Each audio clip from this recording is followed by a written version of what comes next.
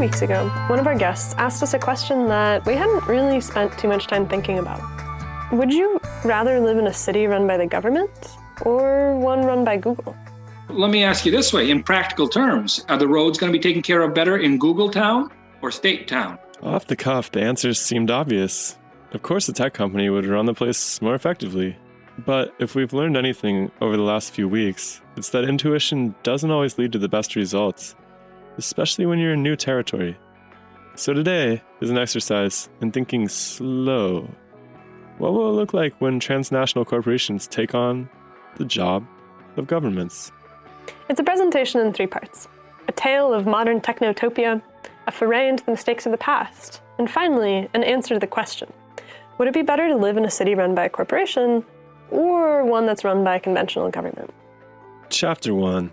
The Promise of Tech Towns. The idea of a corporation building, staffing, and governing a town isn't new. It's actually an idea that the United States tried on and superficially discarded in the 19th and 20th centuries, but we'll get to that part later. To start, curious minds want to know, what is the utopian vision of the day? First and foremost, there's lots of amenities. Look at companies like Samsung and Huawei, both of whom have built small cities around their central headquarters. These companies aren't just in the business of building smartphones with fancy cameras and foldable screens. They're also designing the lives of their workers. In Samsung Digital City, 30 miles from Seoul, there are restaurants, shops, housing, hotels, schools, hospitals, parks, a nearly perfect simulacrum of traditional urban existence. The Huawei campus, located in the industrial manufacturing center of Shenzhen, shows a pretty similar approach to employee life. Their 25,000 employees have similar amenities as those at Samsung, but there's also a university, pastoral hillsides covered with walking and biking paths on the shores of Shongshan Lake, and replicas of 12 European cities. Buildings that house laboratories, meeting rooms, and apartments are exact replicas of those found in cities like Verona, Budapest, Prague, and Bologna. And there's even 3 castles, Versailles, Heidelberg, and Český Krumlov. According to their own press release, the goal is to make sure their employees aren't isolated from urban life. It's an interesting strategy to just rebuild the wonders of the world right at your headquarters. Why bother taking time off work if you can see everything without the hassle of a 16-hour flight and the hordes of tourists? Even better for the employees, both the Samsung and Huawei campuses are closed, meaning that it's basically a private club. It's a great strategy for preventing your workers from dealing with the fear, uncertainty, and doubt that their products are enabling throughout the free world. U.S. companies, which I guess should be rephrased to say transnational corporations with their central headquarters in the U.S., are following suit, albeit slowly. And there's a lot less free and cheap land available than during the first era of company towns. According to U.S. Census records, the United States sold its last piece of public land in 1939. Exactly. So most modern companies that are setting up town, with some exceptions, more on that later, are simply performing quiet urban takeovers. Google's promised the city of San Jose nearly $1 billion in return for the rights to build new office space downtown, and Facebook has done the same thing with Menlo Park. And on the face of it, everyone wins. The companies get new office space, and communities in need of economic revitalization get some of that sweet tech money. Unlike Huawei and Samsung, the American tech cities are open to the public, which means employees of the company sponsoring the development will be mixed in at least with some regular city folks. Facebook has promised the people a grocery store, restaurants, shops, parks, hotels, maybe even a school. A true cradle-to-the-grave affair.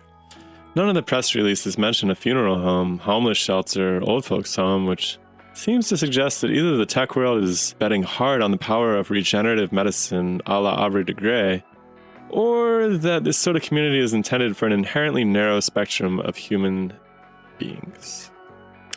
What were you saying about that exception to the urban takeovers? Oh yeah, well, the state of Nevada has recently passed legislation about innovation zones, and the state is basically telling companies that in return for $1.25 billion, they're welcome to set up shop and build whatever they can dream up. One company, Blockchains LLC, run by one Mr. Burns, has already started work. Blockchains has bought 67,000 acres of land where they're going to build the first blockchain city. and everything's on the blockchain. Mickey, what does that mean?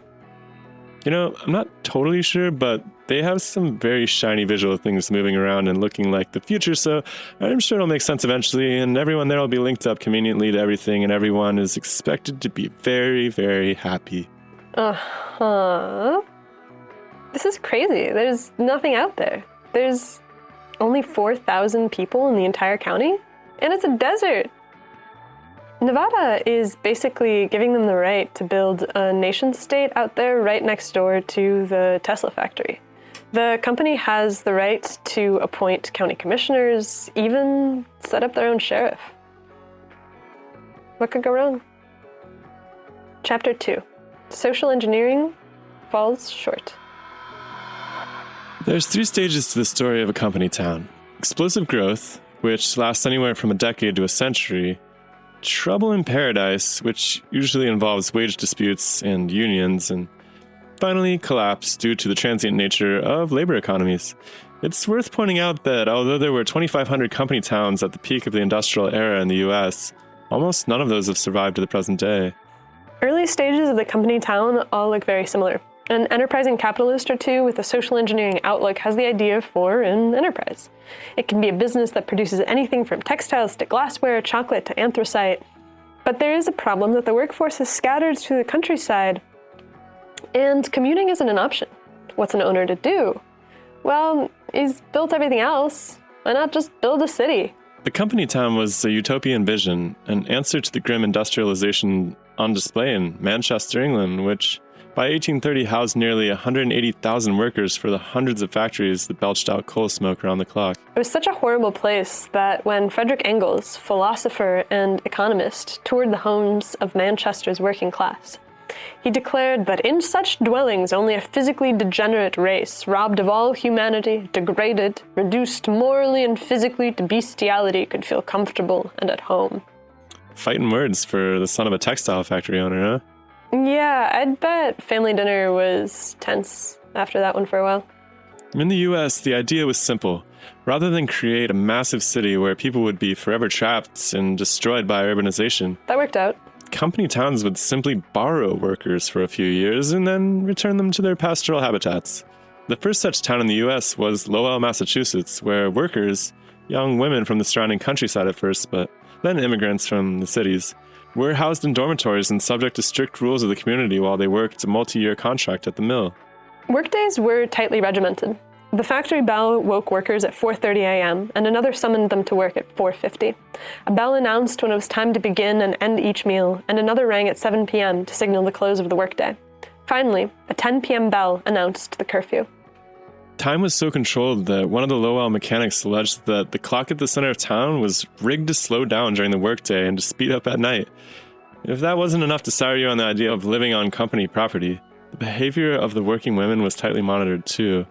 Curfew was 10 p.m., and drinking or dancing at any time would earn the women a dishonorable discharge, which blacklisted the offender at all the other nearby mills. The problem with cities that insist on no poverty, no nuisances, no evil, as Milton Hershey, a utopian capitalist who built his empire on the shore of cheap milk chocolate, once said, was that economic circumstances couldn't be controlled as easily as the workers were. No matter how much growth there was in the early years, the ragged edges of the dream would always show through eventually. For example, consider the Pullman Train Car Company. It was originally started by a cabinet maker and professional house mover, George Pullman, after he spent a deeply uncomfortable night on a train in 1853. Rather than swear off trains, travel, and the entire human experience as a whole, he saw a business opportunity. What if it were possible to build train cars that were luxurious and comfortable, whose suspensions could absorb the insults of the rails? He designed a few such cars and debuted them on the last leg of Abraham Lincoln's funeral procession. The cars, outfitted with carefully crafted wood molding and brocaded fabrics, were a hit. People loved the real beds made up with delicate linens that could be folded away during the day for a more comfortable experience. Production needed a lot of hands, and so Pullman built a town for his workers. Like other company towns, workers lived in apartments and houses that they could rent, but never really own. All tenants, including churches and schools, could be evicted with 10-day notice, and company inspectors were always nosing around to make sure no one was speaking ill of the company. During an economic recession at the end of the 1800s, Pullman was hit particularly hard. People were riding fewer trains, and so wages at the plant fell by 28%, but rent prices didn't change. The company asserted that the 4% return it was generating from worker housing was the lowest it could go while still maintaining good business practices. And that's the thing with corporations rather than governments. They don't have the same interests when it comes to the people. This didn't sit well with the workers. They unionized and managed an enormous boycott campaign across the entire country in response to Pullman's refusal to negotiate. Some 50,000 workers across the country joined in the strike and staged massive disruptions around the country. When the mail service was affected, the federal government gave itself permission to get involved. Attorney General Richard Olney obtained a federal injunction prohibiting strike leaders from organizing the boycott and sent in federal troops to clear the tracks. Striker casualties mounted. In a 4th of July confrontation in Chicago, 13 strikers died and 50 were wounded. The general strike was broken and its leaders, including Eugene Debs, were prosecuted for civil contempt and jailed. The model town that had seemed to stand for progressive labor relations had become notorious, associated worldwide with industrial strife, blacklists, and managerial repression. Pullman died just a few years after the strike was broken, and the town died with him. The Illinois Supreme Court ruled that the Pullman Company wasn't allowed to hold real estate except for factory buildings, and the utopia was no more. In other cases, things fall apart at these corporate towns before they even get off the ground. Like in Fordlandia, the prefab town that Henry Ford built on 4,000 square miles in the Brazilian Amazon. The inspiration was that he didn't want to have to deal with the British setting prices for natural rubber, so he bought a small state and started his own plantation. But like all utopians, Ford believed in a strict hand. Alcohol, women, tobacco, and even football were forbidden within the town, including inside the workers' own homes. Inspectors would go from house to house to check how organized the homes were and enforce these rules. The first real trouble came over hamburgers and canned beans. After 3 years of this menu, plantation workers decided they'd had enough. The military was called in to quell the rebellion, and work resumed with a more traditional diet in the cafeteria. All accounts of this rebellion mention the military, but details are thin with regards to the consequences suffered by the workers. Comparable situations in other countries suggest that it probably wasn't a gentle conversation. Yeah, militaries working for the corporations has never really ended well. Fordlandia eventually started up again 40 miles downriver, because the original site was an absolutely terrible place to grow rubber trees, and by the time the second operation was set up, synthetic rubber had been invented. Ford had no need for the town after all. The family sold the land tract back to Brazil for about a $250 million loss. The unifying features of all these projects is a social engineering utopian vision that promises to reshape the very fabric of society. But the warp and weft of the projects is exposed at the slightest pressure. At the end of the day, the companies are interested in profit above all else, and that's what separates them in function from democratic governments, which give a voice to the interests of the many rather than the few. When profits fall, the workers suffer. After all, they're not in the business of charity. So now it's time to answer the question that set us down this road in the first place. Would you want to live in a town run by a big tech giant? Chapter 3. The devil you know, or the devil you don't. What's the verdict, Quinn? Are you going for the Technotopia, or are you coming with me to the outskirts when we get to Earth? I don't know. The new cities are so shiny and pretty. All those buildings are so much nicer than the brutalist apartment complex and middle America, like faux Southwest architecture that's been standard for the last few decades. Look at all that wood. Look at that glass. It's like a pleasure palace designed by a group of people who have spent the last few decades learning how to manipulate the most basic human desires, and it shows. I bet there's like 5 responsive surfaces for every person in that picture, even the babies. That's how they suck you in. They'll yank your privileges as soon as you're not a viable worker. Don't produce? No hospital. No meal ticket. And what becomes of that human experiment with democracy? Corporations don't have a human heart. They're not inspired to keep the humans from going extinct. Corporations, by definition, are guided by one rule: growth. Who's going to regulate the program if the program replaces the regulators? Saving cities with corporate towns and government bureaucracy with corporate bureaucracy seems like curing COVID with a shot of smallpox. Do you know the Mondragon Corporation? Who's that? Yeah, I think it's one of the biggest corporations in Spain, and they have a company town, but everything's owned by the employees. They own the company itself. They have a bank, hospitals, all kinds of stuff. Oh yeah, worker ownership. Yeah, exactly. Seems like an interesting compromise. So it might not be as hard of a question as we're making it. It's just that you'd really want to have some kind of handle on the levers of control for the landlord. You wouldn't want to just have a corporation that can do whatever it wants. The original company towns were designed as a utopian alternative to the big and dirty cities. But there are so many unknowns. What happens when Google, Facebook, or Samsung go bust? Who makes the laws in these places? What happens when everything's online and your techno landlord decides that they're going to lock you out of all your accounts? Exactly. You'll be able to trust only who you can pay to protect yourself against. Herb Lynn talks about this in the interview at the end of this movie. Again, corporate action isn't guided by a living heart. Tragedy of the Commons doesn't even apply to corporations because corporations don't have a physical body that can be poisoned. I think that settles it. We'll stay in orbit and see how this all shakes out. I don't know if we should be mixed up in all these human affairs, Mickey. Boss might not be happy when she finds out. Well, what boss don't know can't hurt boss. Folks, how would you answer this question for yourselves? Would you live in a technotopia, or are you more interested in staying connected to your local scene? Tell us in the comments or on our Facebook group, or jump over on our Twitter page. We're here for you in all the mediums.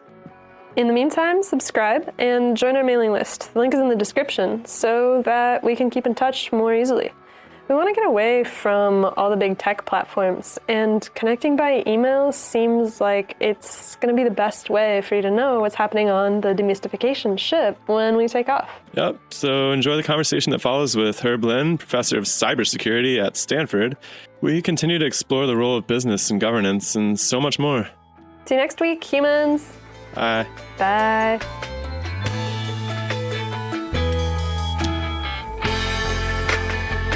Blaster armor is big and heavy, and it's hot, and it's uncomfortable to wear, and so on. So security always is more inconvenient. In general, it is true that if you want to arrange your life so that you can survive with minimal trust, then you will have to pay for it.